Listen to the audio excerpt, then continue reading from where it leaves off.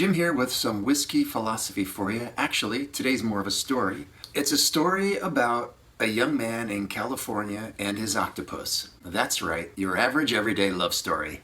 This is the story of when I abandoned everything on the East Coast and I went across the country on a motorcycle, landed in California near the beach of La Jolla it was actually, and I had a very cheap apartment there. I was poor for the whole 3 years that I was there.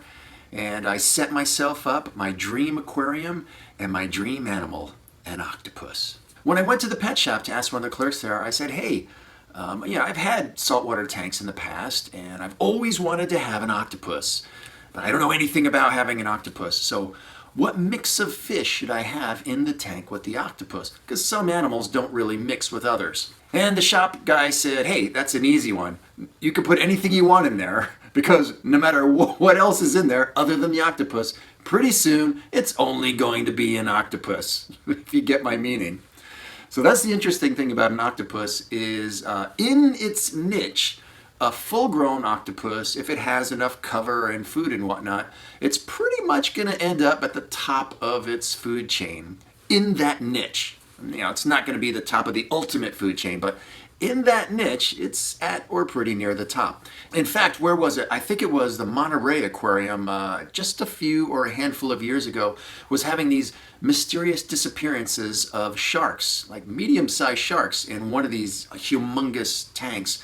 And they were like, where are these sharks going? They couldn't figure any culprit for what's killing and eating these sharks. So they put a camera in there and they noticed very quickly that it was a pretty large octopus was grabbing these sharks and eating them. True story. So it was me and the octopus and we did all the things that normal couples do.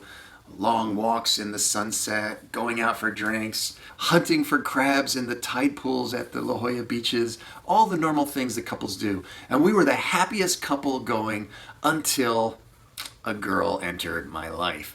And I have to say, this wasn't any normal girl. This was a crazy crackpot. Little did I know. I met this girl in some unusual circumstances I will not go into now. And she was kind of down on her luck and she was your standard vampire. And not that I was anything special, but I was probably a bit less jaded than a lot of people who are in or come to California, probably a little more green. That freshness kind of attracts all the vampires, and I had my share, and this was one of them. So anyway, she kind of came into my life, and I actually, in a pretty short period of time, she didn't have a place to stay, so I invited her to stay in my apartment. And that immediately put some friction I had this triangle going on, me, the girl, and my octopus. And the octopus, was very protective of me and was immediately suspicious of this new woman in my life. And the woman, she was super, super jealous of the octopus. So we had a bad dynamic set up right from the beginning. But anyway, life went on. And as life went on, I kind of noticed the octopus was getting a little bit sadder and sadder. And I it didn't dawn on me at the time that it was the, feeling neglected and the jealousy thing. We didn't go out for drinks as often as we had, and we didn't go for those long strolls in the sunset together. And there was less of the crab hunting together. I would bring crabs naturally from the ocean to feed, but there was less of a dual kind of thing. Well, the relationship between the woman and I got weirder and weirder. This is in less than a week. This is a very fast evolution. And so the relationship got weirder and weirder. And then one day, she kind of noticed that I was kind of drifting away from her. And she was looking for attention, I think. And one day I came home and she had like a bloody cut on her face. Shallow, very shallow cut.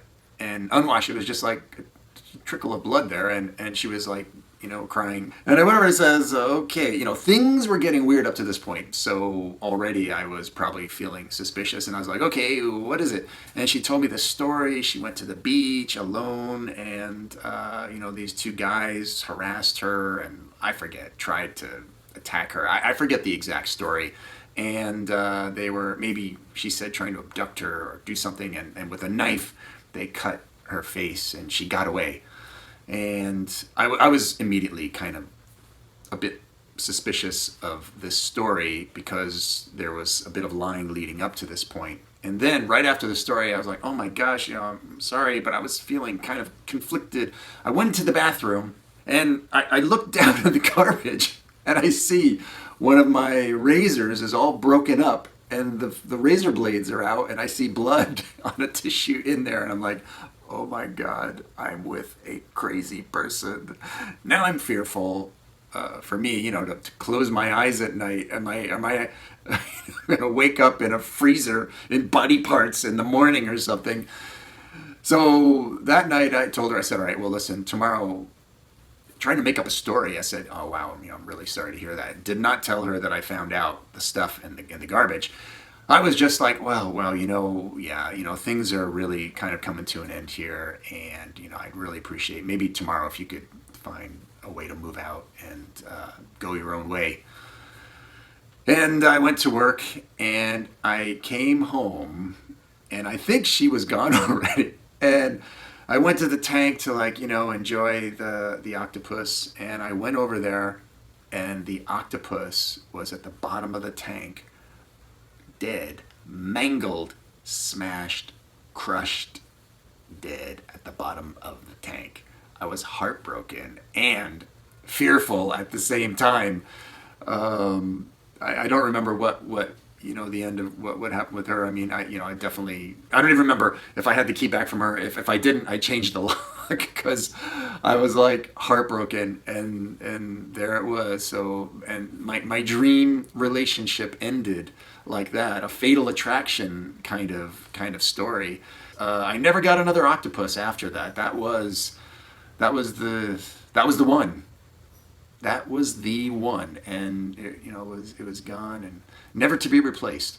So I don't know if there's a moral or anything to that story, but it was a very complicated relationship, and never let a woman come between you and your octopus. Whiskey Philosopher signing off.